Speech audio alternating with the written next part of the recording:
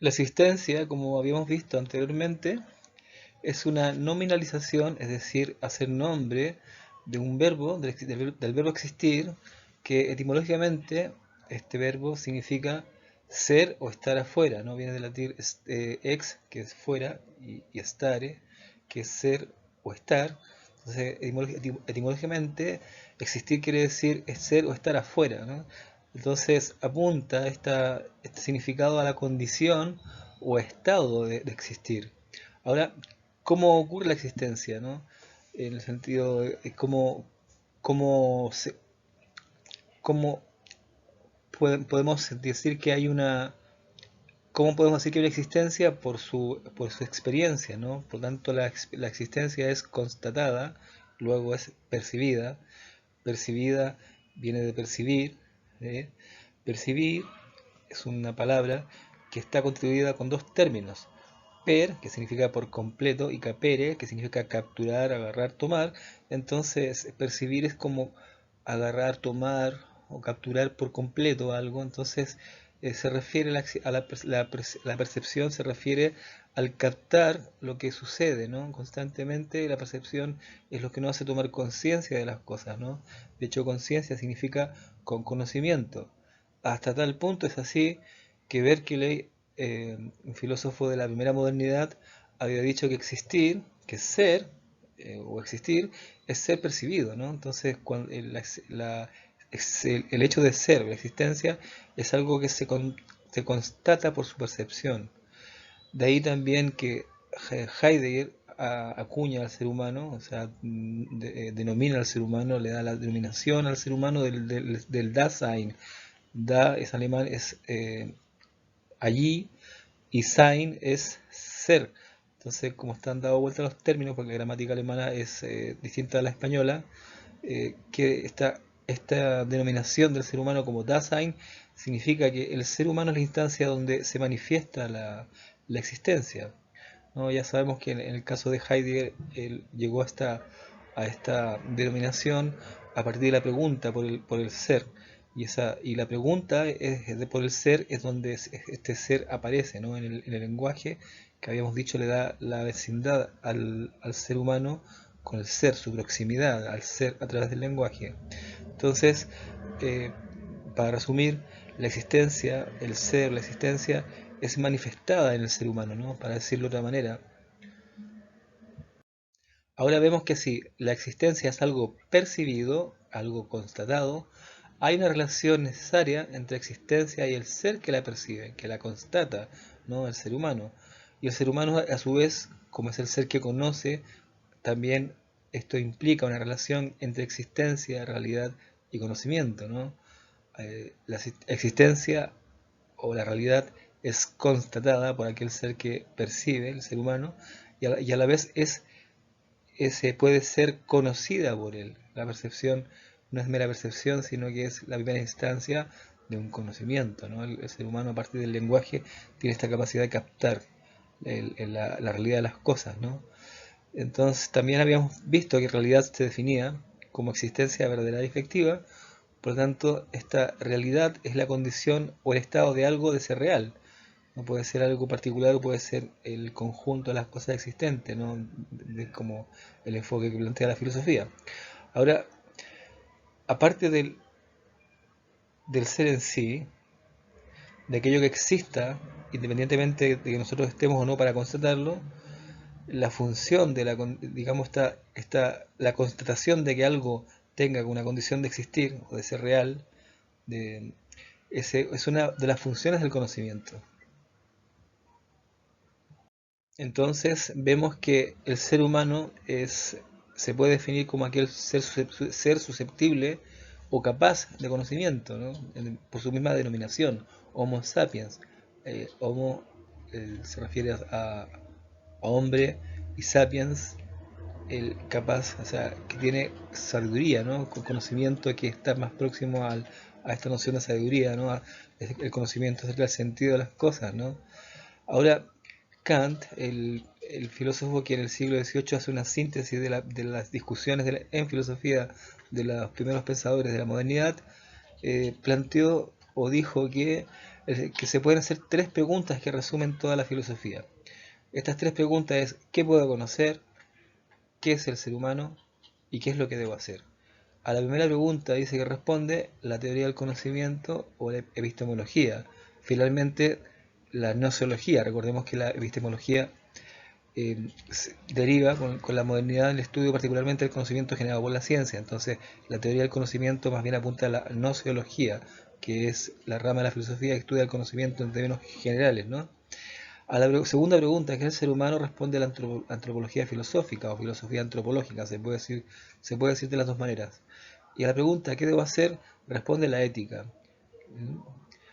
Entonces tenemos que el ser humano finalmente es como proponían algunos sofistas, puede ser de algún modo, es una discusión que se puede plantear, puede ser la medida de todas las cosas, ¿no? Finalmente el ser humano es aquel ser que conoce, el cual se, se forma la realidad de eso que tenemos como mundo, ¿no? También de la existencia, también de la realidad, todo aquello que nosotros tenemos por realidad, tenemos por existencia o tenemos por mundo, es lo que se forma en nuestra percepción, en nuestra conciencia toma forma todo eso. ¿Qué es la antropología filosófica, no? Si hay una rama de la filosofía que de algún modo aborda la pregunta ¿qué es el ser humano?, vamos a ver qué es. Primero que nada, antropos en griego, la palabra en griego que se utiliza para ser humano, y por tanto la antropología filosófica es la rama de la filosofía que se plantea esta pregunta, ¿qué es el ser humano?, en términos esenciales, ¿no? No, porque hay muchas formas de abordar esta pregunta, que es el ser humano. Se puede abordar diferentes disciplinas que abordan diferentes aspectos humanos, por ejemplo, economía, psicología, sociología, etcétera. Pero la antropología filosófica se plantea esta pregunta en términos esenciales, quiere decir que busca determinar aquello que le da la condición de ser humano al ser humano, ¿no? ¿Qué es aquello que lo define como tal? ¿Qué le da la cualidad? ¿Qué es aquello que le da la cualidad del humano? A diferencia de otras criaturas que actúan, interactúan, sienten, perciben, crecen, se desarrollan, etcétera, ¿no? Ahora la antropología filosófica es una rama de la filosofía, pero fuera de esta rama de la filosofía existe la antropología a secas, ¿no? La antropología sola, la antropología con nombre propio, que es una disciplina que estudia al ser humano en una multitud de manifestaciones, particularmente en función de de su lenguaje, de lo que es como sociedades o como culturas, que si bien son esenciales al ser humano, la antropología lo estudia en sus variables y en las formas en que se manifiestan estos desarrollos, ¿no? Como entendiendo que el ser humano se desarrolla en diferentes culturas o sociedades, la antropología aborda el estudio de estas sociedades y estas culturas en sus características, ¿no? Que lo particularizan sin detenerse en indagar cuál será la esencia, ¿no? Cuál será su esencia, qué es lo que le da la condición su condición al ser humano. Simplemente estudia sus diferentes manifestaciones de tipo cultural, societal, pero no pregunta tampoco la antropología que sea la cultura o qué es la sociedad o qué es el lenguaje. De hecho, estas preguntas ya serían preguntas de tipo filosófica. La antropología, como disciplina propia, había comenzado a surgir la primera mitad del siglo XIX como disciplina que estudia al ser humano en sus variantes etnográficas, sociedades humanas y sus variantes culturales, desarrollándose fundamentalmente en dos ramas: la antropología física o arqueología, que estudia al ser humano en su desarrollo filogenético. Esto quiere decir que lo estudia en su desarrollo como especie, en sus variantes fisonómicas, ¿no?, en sus rasgos y los rastros que dan cuenta de la presencia de seres humanos en épocas pasadas, sociedades humanas en épocas pasadas. Es decir, el, el- el hallazgo de utensilios que reflejan, o la búsqueda de utensilios que reflejen elaboraciones culturales con diferentes grados de complejidad y sofisticación. También la otra rama de la antropología es la antropología social o antropología cultural, que estudia las instituciones humanas que articulan la organización de las sociedades humanas y sus relaciones, como asimismo los elementos que particularizan las diferentes sociedades o culturas. Ahora, el desarrollo de la antropología estuvo motivado por dos fuentes, básicamente.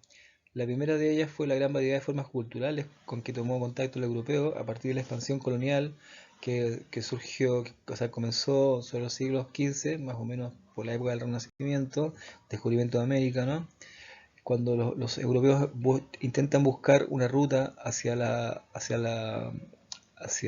el lugar de las especies y la seda y todo este asunto que estaba bloqueado por Oriente Medio por la expansión del Islam, eh, buscan retomar esas rutas comerciales, entonces buscan primero que nada rodear el África, llegar, dar una vuelta por ahí y luego se les ocurre como intentar ir hacia el poniente para llegar a las Indias, ¿no? Bueno, esa fue una de las fuentes que motivó el desarrollo de la antropología, ¿no?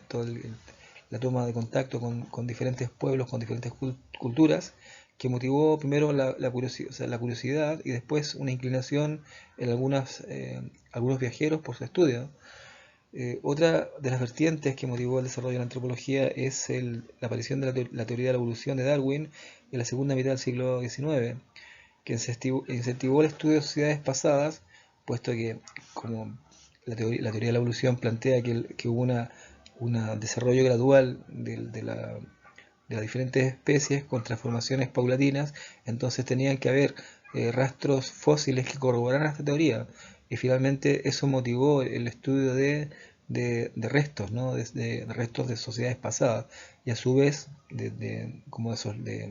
al mismo tiempo, eso permitió también comenzar no particularmente la búsqueda de fósiles que apoyaran la teoría de la evolución, sino también el hecho de ir categorizando diferentes tipos de hallazgos para determinar diferentes niveles de complejidad o antigüedad de sociedades pasadas que habían dejado vestigios, ¿no?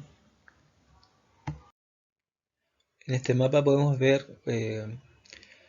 el proceso de expansión europea que comienza con el periodo de exploración y la búsqueda de rutas comerciales que fueran distintas a las que estaban bloqueadas, ¿no? En Oriente Medio y que implicaban descubrimientos y también asentamientos, unos primeros asentamientos de tipo colonial, enclaves donde se podía buscar abastecimiento y también puntos de control también de las rutas, ¿no? Ahora ya dijimos por qué surge la antropología. Ahora la pregunta es por qué surge la antropología filosófica, porque surge una rama de la filosofía que se plantea la misma pregunta, de algún modo detrás de la cual iba la antropología, pero con un carácter más de tipo esencial. Esta disciplina de la filosofía surge porque las respuestas dadas por la antropología a la pregunta ¿qué es el ser humano? Tanto la antropología en su variante física, la física o arqueología, o así como su variante social o cultural, la antropología social o la antropología cultural, estas dan unas respuestas parciales satisfactorias a la pregunta que es el ser humano, si queríamos plantearnos esta pregunta en términos esenciales, ¿no? ¿Qué es lo que hace al ser humano ser lo que es? Eh, Muchas definiciones del ser humano tenían aspectos todavía cientificistas o biologicistas. ¿Qué quiere decir? Que en esta definición de ser humano primaban enfoques científicos o biológicos que no respondían a una serie de otros aspectos de lo humano. Por ejemplo, planteaban descripciones fundamentadas por disciplinas específicas, como ya dije, ¿no? Definiciones biológicas, lingüísticas, etcétera, pero que no daban cuenta de una serie de elementos que hacen un conjunto mucho más complejo de lo que es el ser humano como una realidad multidimensional, ¿no? Con diferentes dimensiones, ¿no? Eh, Puesto que el ser humano no es solamente un ser biológico, eh, sino que también es un ser social, histórico, cultural, etcétera, ¿no? Todo esto que ya hemos visto o que vamos a ver a continuación acerca de qué es el ser humano y cómo se puede responder o cómo se pueden plantear algunos esbozos de respuesta a esta pregunta.